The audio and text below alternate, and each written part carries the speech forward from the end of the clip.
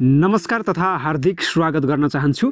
Greater Nepal TV हेरेर बस्नुभएका तपाईँ सम्पूर्ण दर्शकवृन्दमा म विवश बुढाथोकी आजको यो बसाइमा पनि तपाईको माझमा उपस्थित भइसकेको छु। आजको भिडियो तपाईको माझमा ल्याउनुको मुख्य कारण भनेको उत्तराखण्डकी चेलीले ग्रेटर नेपालको बारेमा निकै उत्कृष्ट बयान दिएकी छिन्। उनको बयानले यति बेला भारतमा हंगामा मच्चिएको छ र उनले बताएकी छिन् काश्मीरदेखि अरुणाञ्चलसम्मको सम्पूर्ण भूभाग नेपालको हिस्सा भएको उनको दाबी रहेको छ। साथै यसमा भारतले आफ्नो हिस्सा बनाएर इतिहासलाई नै तोडमोड गरेको आरोप लगाएकी छिन्। नेपाल र यी क्षेत्रका बासिन्दाहरूको रहनसहन, भाषा, संस्कृति, संस्कार सबै एक भएको र यी जातहरू, यी संस्कारहरू भारतका कुनै पनि राज्यमा नभएका कारणले गर्दाखेरि यी भूभागहरू नेपालको भएको र नेपालले दाबी गरेमा तुरुन्तै नेपालको हुन सक्ने उनको धारणा रहेको छ। यसले भारतमा हंगामा मच्चिएको छ। एकैछिन यो भिडियो हेर्नुहोस् है त। भारतीय लोग मानने को तैयार नहीं है कि गढ़वाल, कुमाऊं, सिक्किम कभी नेपाल का हिस्सा होता था। आज भले ही ये भूभाग भारत के हिस्से हैं, लेकिन कभी ये भूभाग नेपाल के भी हिस्से थे। इसका सबसे बड़ा प्रमाण ये है कि गढ़वाल, कुमाऊं, सिक्किम में रहने वाली सभी जातियां नेपाल में मिलती है। गढ़वाल, कुमाऊं, सिक्किम की कोई भी जाति इंडिया में नहीं होती है। जैसे गढ़वाल की जातियां पंत, जोशी और पोखरियाल, बिष्ट, रावत, खड़का, भट्ट, भंडारी, पौडियाल, बराल, मगर, तमांग, लेपचा, राई और भी बहुत सारी जातियां जो गढ़वाल, कुमाऊं, सिक्किम में रहती है वो भारत में कहीं नहीं मिलेगी। केवल और केवल वो जातियां सिर्फ नेपाल में ही मिलती है। 2000 साल पहले पूरे हिमालय पर किरात और खस आर्यों का शासन होता था। नेपाल किरात भूमि भी है और खस भूमि भी है, यानी पूरे हिमालय पे नेपाल का नियंत्रण था।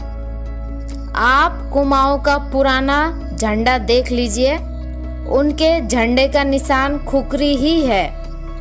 तो क्या खुकरी भारत का निशान है? नहीं, बिल्कुल भी नहीं। खुकरी नेपाल का निशान है। हम नहीं कहते हैं कि गढ़वाल, कुमाऊं, सिक्किम नेपाल को दे दो, लेकिन भारतीय मित्रों से ये कहना चाहती हूँ कि आप कम से कम ये तो मान लीजिए कि गढ़वाल, कुमाऊं, सिक्किम नेपाल का ही हिस्सा था। भारत ने गढ़वाल, कुमाऊं, सिक्किम रख भी लिया और कभी कहा भी नहीं कि ये हिस्सा कभी नेपाल का भूभाग होता था। भारतीय मीडिया तर्क देती है कि गढ़वाल, कुमाऊं, सिक्किम नेपाल का नहीं था। हम आपको कोई भी सबूत नहीं देना चाहते हैं, बस केवल एक ही बात कहना चाहते हैं कि गढ़वाल, कुमाऊं, सिक्किम की जातियां सब नेपाल से मिलती है, भारत से बिल्कुल भी नहीं मिलती। तो भारतीय मीडिया किस आधार पर कहती है कि गढ़वाल, कुमाऊं, सिक्किम कभी भी नेपाल का भूभाग नहीं था? नेपाल की बहुत सारी निशानियां आज भी आपको गढ़वाल, कुमाऊं, सिक्किम में मिल जाएगी। आप गढ़वाल, कुमाऊं, सिक्किम की भाषा सुनिए, जो कि नेपाली भाषा का बिगड़ा हुआ रूप है। गढ़वाल, कुमाऊं, सिक्किम की भाषा से पता लगता है कि ये भाषा नेपाली भाषा से बनी हुई है। यदि पुराने समय में ये भारत का हिस्सा होता तो इसमें खस भाषा क्यों चलती?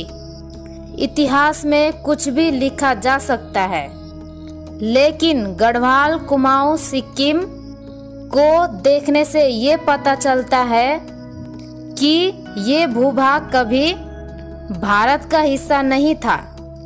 भले ही आज भारत का हिस्सा हो, हम केवल ये कहना चाहते हैं कि भारतीयों, ये तो मान लो कि गढ़वाल कुमाऊं सिक्किम कभी नेपाल का भूभाग होता था।